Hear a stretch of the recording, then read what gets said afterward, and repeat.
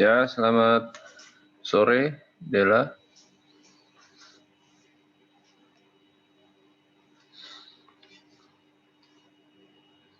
Ya, Andini Febriani.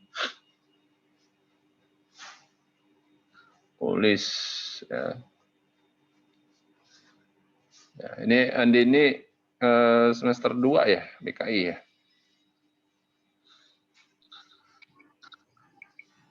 Halo, Andini.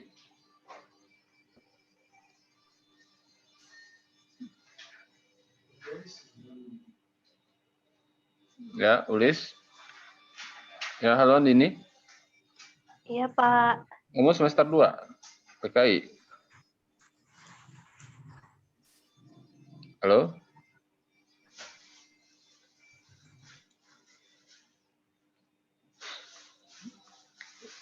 Ya, halo Andini, dengar suara saya?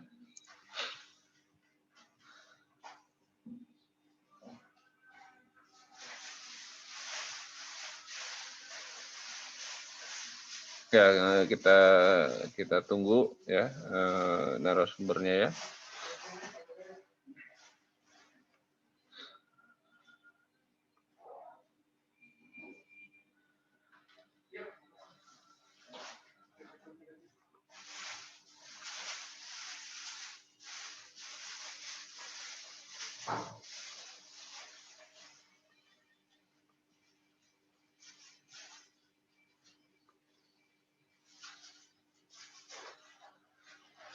Ya, halo, Ulis.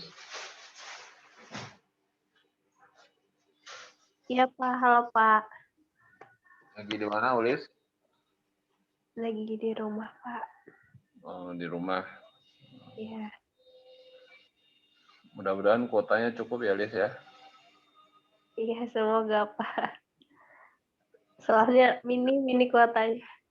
Iya, saya khawatirkan itu. Kalau pakai Zoom, kuotanya bisa terkuras jadinya. Ya. Iya, Pak.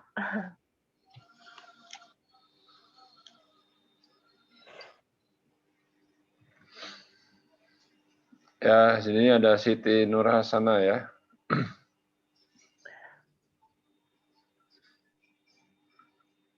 Ya, halo Siti. Siti Nurhasana.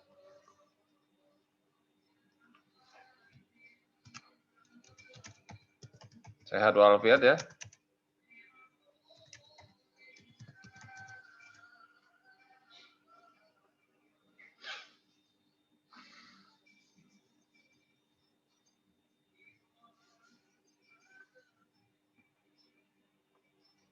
Ya, mudah-mudahan paling enggak seperempatnya lah yang bisa ikut ya. Bisa mencapai 20 atau 30 orang ya.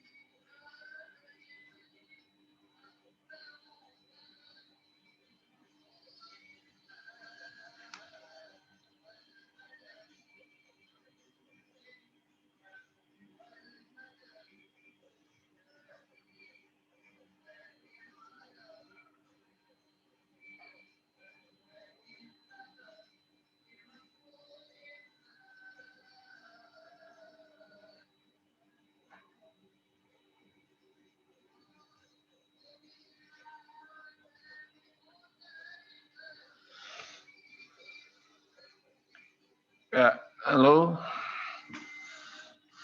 Ada Nur Rahmawati ya.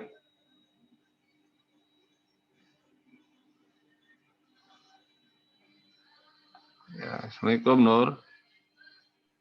Sehat Nur.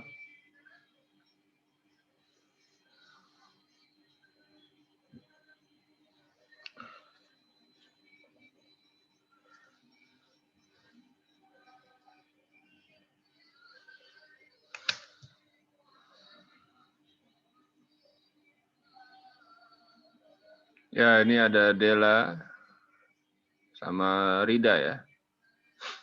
Iya, Pak. Ya, lagi di mana Dela? Di rumah. Iya, di rumah ini lagi hujan, baru turun hujan ini banget. Hujan. Mudah-mudahan nggak Iya. terganggu ya sinyalnya ya. Iya, Pak Amin. Soalnya ini banyak petir. Oh gitu. Iya, iya. Iya. Daerah Ciampea ya tempatmu? Iya, Pak. Ya. Oke. Kita tunggu ya pesertanya ya. Kita sambil menunggu narasumbernya, teman saya, ya, untuk join. Saya sudah ngubungin, ya.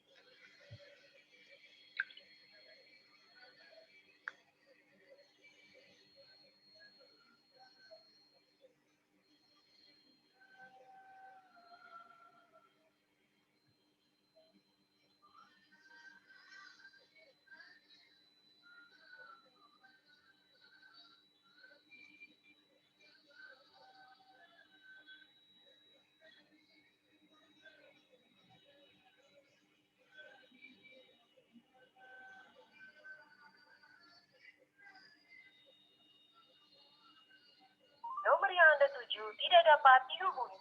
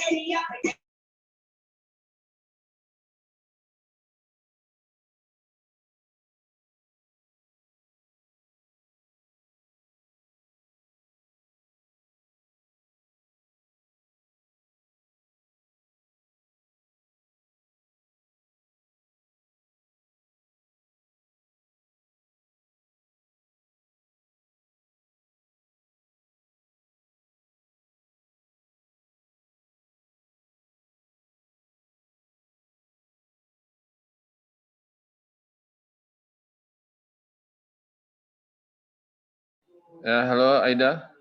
Sehat, Aida?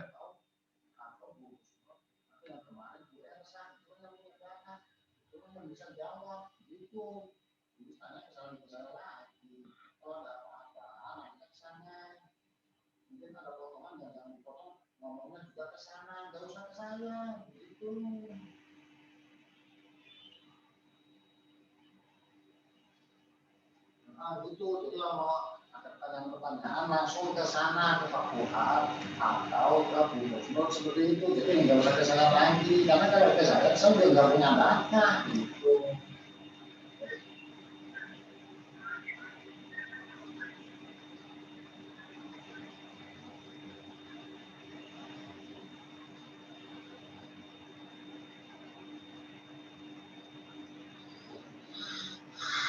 Ya, harap bersabar. Rekan-rekan kita menunggu narasumbernya. Iya Ibu, dengerin. Iya Ibu, saya paham. Saya nggak pernah bicara gaji Bu Iis dengan Pak Ali, dengan Pak Fuad, dengan Bu Elsa, dengan Bu Lulu. Saya nggak pernah diajak bicara. Jadi saya nggak tahu apa-apa. Ibu mau minta penjelasan, langsung ke Pak Fuad. Kalau sekarang ke Pak Fuad, gitu. Kalau yang bulan kemarin di belakang sama Bu Elsa. Penjelasannya di situ. Saya nggak tahu apa-apa. Ya, halo. Di sini dengan ada Putri ya. Sama sekali masalah gaji itu nggak tahu apa-apa. Saya nggak bisa jelasin apa-apa. Lebih jelas, Buis nanya langsung terkait atau kebiasaan saya yang kemarin atau keputusan begitu.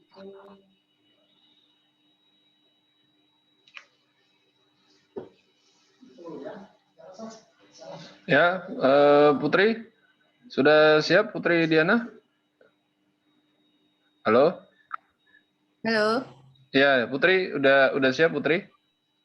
Ya, oke.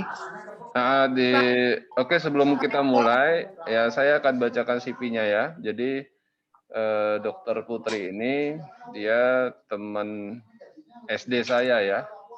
Ya, teman SD saya.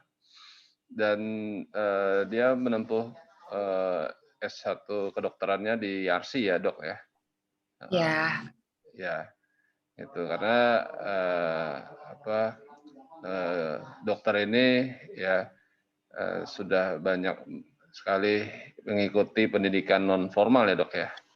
Mungkin itu istilah kedokteran ya, mungkin dokter sendiri yang bisa menjelaskan nanti ya, mungkin ya. Oke, jadi untuk kita mempersingkat waktu, ya, saya akan mempersilakan dokter. Ya, halo dok. Ya. Ya, sudah siap dok untuk ini memaparkan materinya? Insya Allah.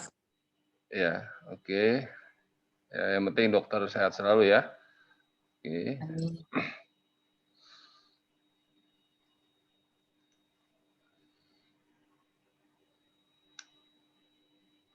Ya, sebentar ya dok. Saya akan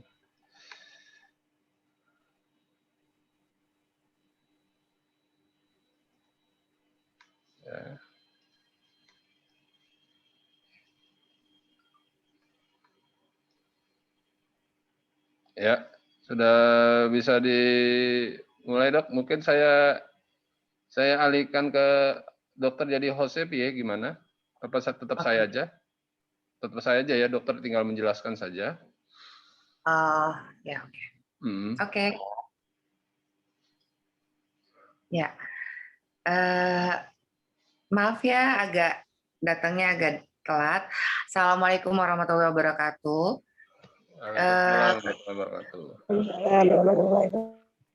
Saya Dokter Putri Diana Wayuni. Saya adalah temannya dosen kalian, Bapak Dr. Faisal Rahmat, S. Sarjana Psikologi MA. Terima kasih sudah memberikan waktu untuk kita berbincang, sharing ya, diskusi tentang gangguan penyalahgunaan dan ketergantungan zat atau nafsa. Ya, kita mulai ya.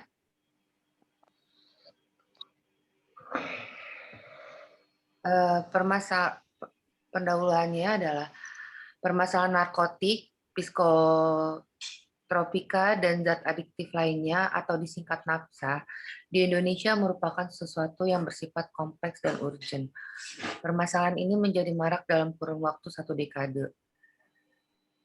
Penyalahgunaan narkoba mempunyai dampak yang mengancam masa depan dan kelangsungan hidup saja, tetapi juga masa depan dan bangsa negara.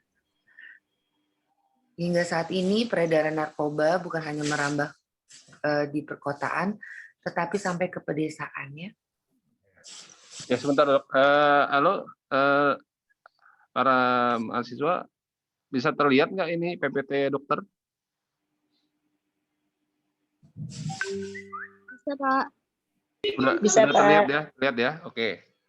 Ya, Ya, silakan Pak. dok, dilanjutkan. Ya. Hmm.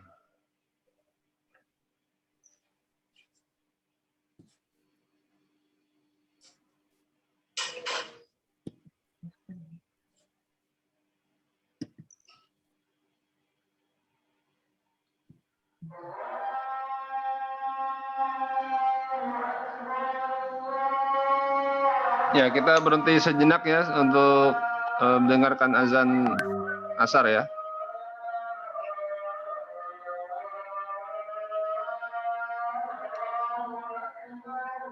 Ya, oke dok ya, kita berhenti sejenak ya dok. Ya, oke.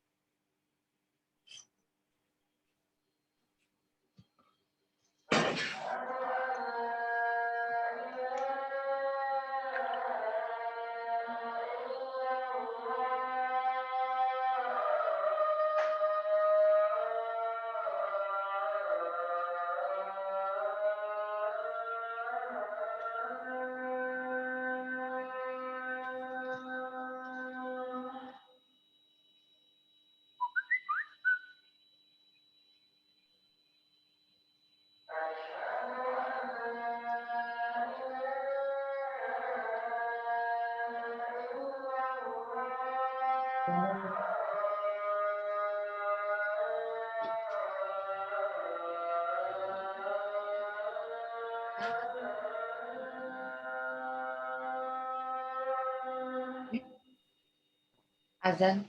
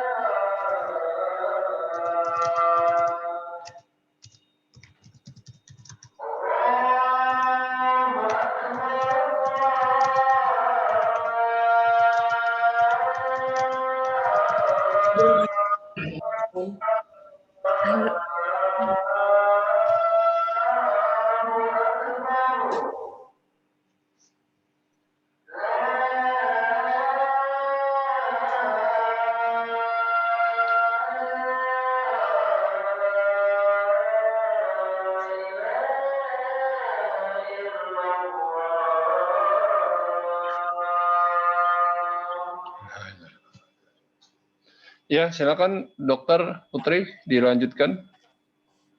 Oke. Ya, Ini hitam dari mana ya? Dari saya atau? dari dokter tadi, dokter tentang tadi asal muasal nafsa itu seperti apa gitu. Iya, bentar dulu. Slide ini dari mana ya? Dari slide kedua tadi, masih slide kedua tadi. Iya, tapi nggak bisa jalannya sebentar. Ini hitamnya dari mana ya?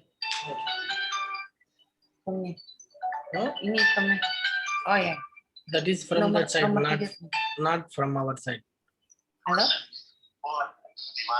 Di rumah. Ntar dulu ya. Gue lagi Zoom meeting nih. Ngasih itu. Nggak, serius. Ya.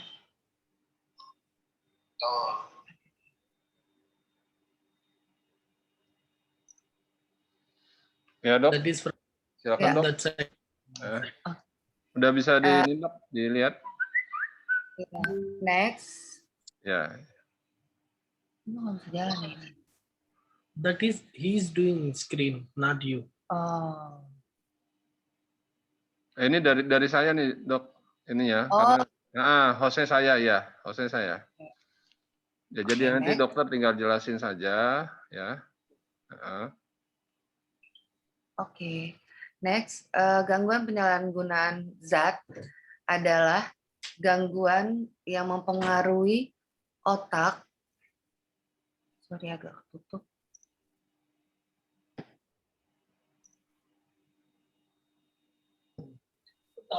Iya.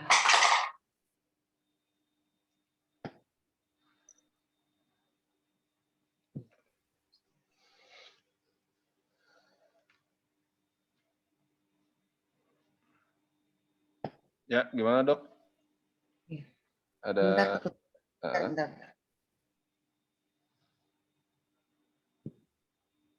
Mempengaruhi otak dan perilaku seseorang sehingga orang tersebut tidak mampu mengendalikan penggunaan obat. Orang yang mengidap gangguan penyalahgunaan zat memiliki fokus yang kuat pada penggunaan zat tertentu seperti alkohol atau obat-obat terlarang. Orang yang mengalami gangguan penyalahgunaan zat tetap menggunakan alkohol atau narkoba meskipun mereka tahu hal tersebut akan menimbulkan masalah. Namun dalam penanganan yang efektif, seseorang dapat pulih dari penyalahgunaan zat dan dapat kembali menjalani kehidupan dengan baik. Next. Ya. Banyak istilah atau jenis beragamnya ya. Satu, penyalahgunaan zat atau substance abuse. Terus penyalahan obat, drug abuse. Ketergantungan obat, drug dependence. Sama keracunan, intoxication. Menurut Dadang Hawari 2004, nafsa adalah bahan atau zat yang dapat mempengaruhi kondisi kejiwaan atau psikologi seseorang, pikiran, perasaan, dan perilaku, serta dapat menimbulkan ketergantungan fisik dan psikologi. Next.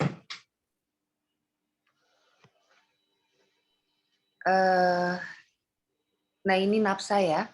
Nafsa ini narkotik, psikotropika, dan zat adiktif lainnya.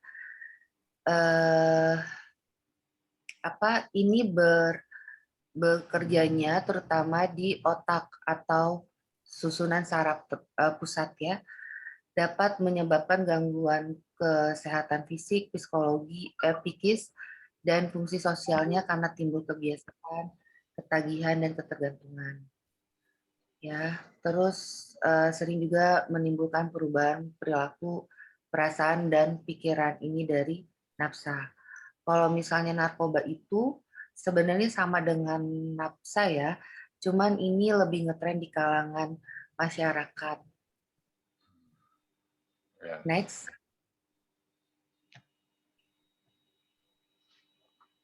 Penyalahgunaan nafsa. Semua elemen masyarakat perlu waspada bahaya dan pengaruhnya terhadap ancaman kelangsungan pembinaan generasi muda. Sektor kesehatan berperan penting dalam upaya penanggulangan penyalahgunaan nafsa melalui 4 usaha ya, promotif, preventif, terapi, dan rehabilitasi. Next. Oke.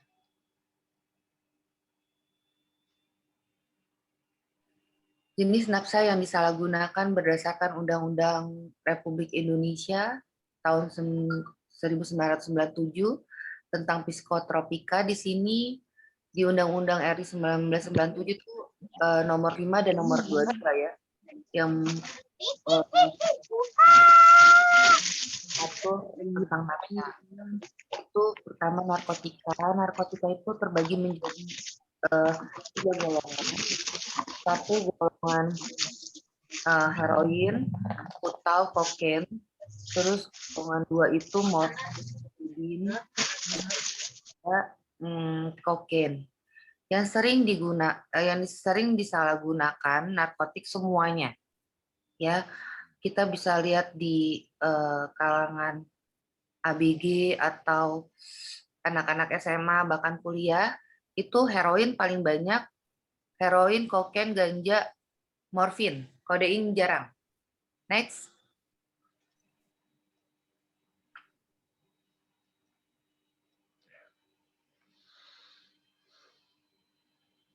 Kalau psikotropika ini golongan 1, contohnya itu sudah masuk ke narkotika golongan 1 ya. Terus golongan 2 itu sebenarnya psikotropika ini obat-obat penenang. Ya, lebih jatuh ke obat-obat penenang. Metilfenidat, sekobarbital, psikotropika golongan 3 itu pentazocina, pentobarbital, siklobarbital, ini biasanya untuk kejang. Psikotropika golongan 4 itu alprazolam, diazepam, lorazepam. Ini paling banyak beredar di kalangan masyarakat ya. Dengan judulnya itu mungkin sana kali ya. Psikotropika yang sering digunakan yaitu yang sering disalahgunakan yaitu psikostimulasi, contohnya amfetamin, ekstasi, sabu-sabu. Amfetamin itu paling banyak di obat-obat untuk ngurusin badan. Terus sedatif dan hipnotika, obat penenang atau obat tidur itu kayak koplo ya, pil koplo, terus DMP, lezotan, double L, megadon yang sering dibeli sama anak SD kalau kita dengar berita ya. Pil koplo juga karena murah. Halusinogen itu LSD sama mushroom ya, maksudnya jamur yang dikeringkan itu paling banyak ada di Bali. Next. Terus, ya. Zat adiktif lainnya ya, atau bahan atau zat yang berpengaruh psikoaktif di luar yang disebut narkotik dan psikotropikanya itu contohnya yang lain tuh minuman beralkohol. Ya, itu karena mengandung etanol. Terus menekan susunan saraf pusat. Jika digunakan sebagai campuran dengan narkotika atau psikotropika memperkuat pengaruh obat atau zat itu di dalam tubuh manusia. 3 golongan minuman beralkohol. 1 golongan 1 kadar etanolnya itu 1-5%. Itu bir contohnya.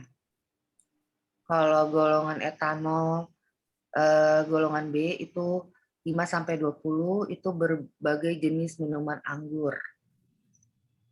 Kalau golongan C itu yang lebih dari 20 tapi di bawah 50%. Itu whisky, vodka, Manson, Johnny Walker, terus inhalasi, nanti akan dijelasin di slide-slide berikutnya ya. Inhalasi itu gas yang dihirup dan solvent itu pelarut. Senyawa organik mudah menguap, itu seperti barang keperluan rumah tangga, kantor, dan pelumas mesin.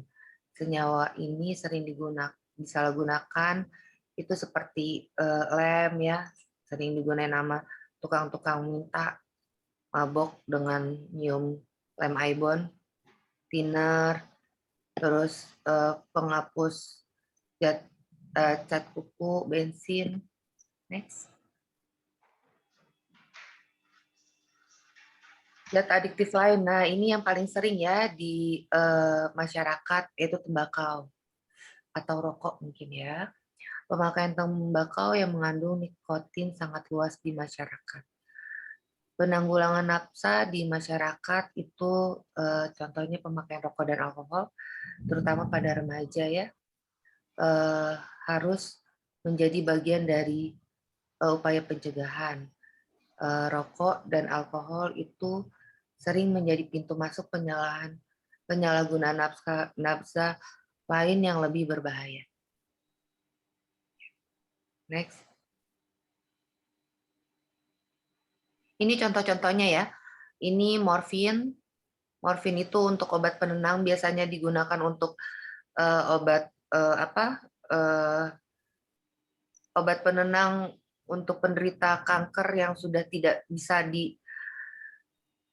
kadarnya tuh udah nggak bisa mempan dengan obat yang lain, makanya jadi morfin makainya ya, atau stadium akhir.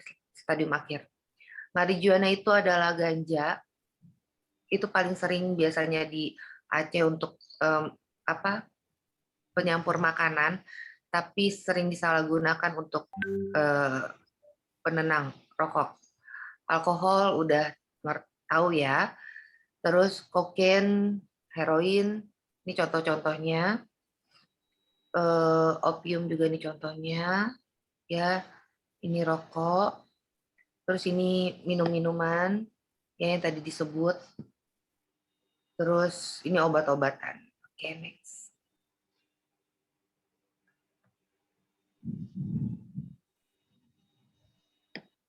Ya.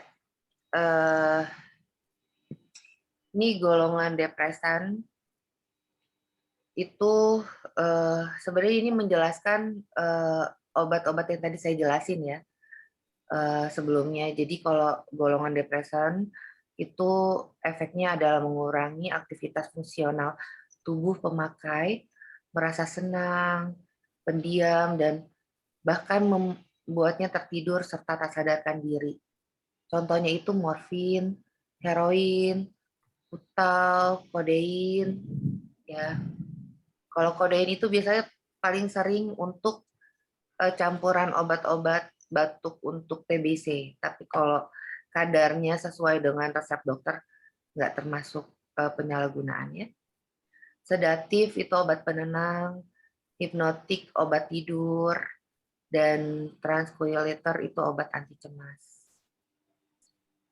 Golongan stimulan upper merangsang fungsi tubuh dan meningkatkan kegairahan kerja pemakai menjadi aktif, segar, dan bersemangat. Contoh amfetamin, sabu ekstasi, kafein, dan kokain ya. Gangguan halusinogen menimbulkan efek halusinasi yang bersifat mengubah perasaan dan pikiran, seringkali menciptakan daya pandang yang berbeda, sehingga seluruh perasaan dapat terganggu golongan ini. Next.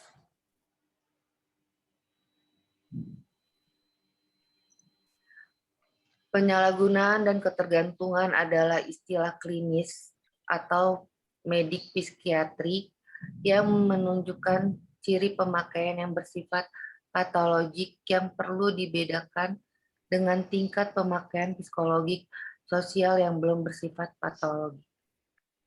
Oke, di sini saya jelasin ya, patologik itu sesuatu yang tidak pada semestinya. Ya. Terus penyalahgunaan nafsa. Penggunaan salah satu atau beberapa jenis nafsa secara berkala atau teratur di luar indikasi medis. Menimbulkan gangguan kesehatan fisik, psikis, dan gangguan fungsi sosial. Next.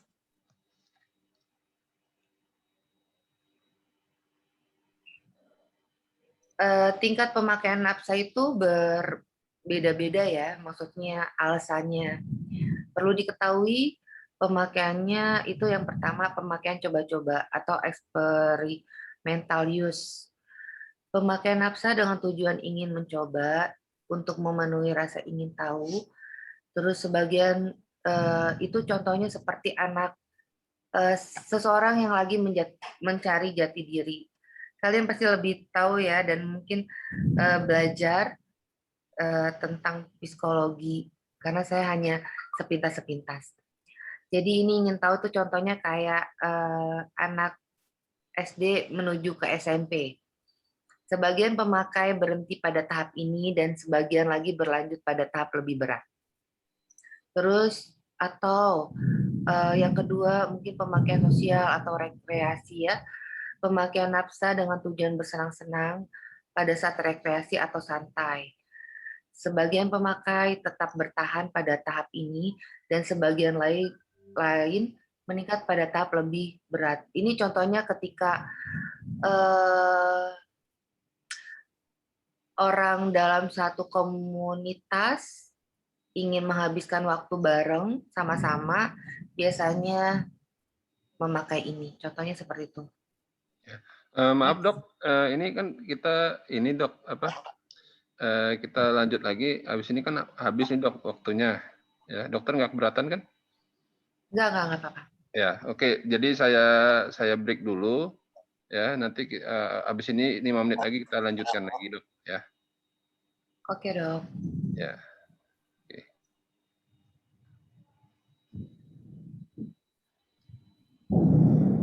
Ya, rekan-rekan kita break dulu sekitar 5 menit. Ya, nanti saya undang lagi rekan-rekan ya.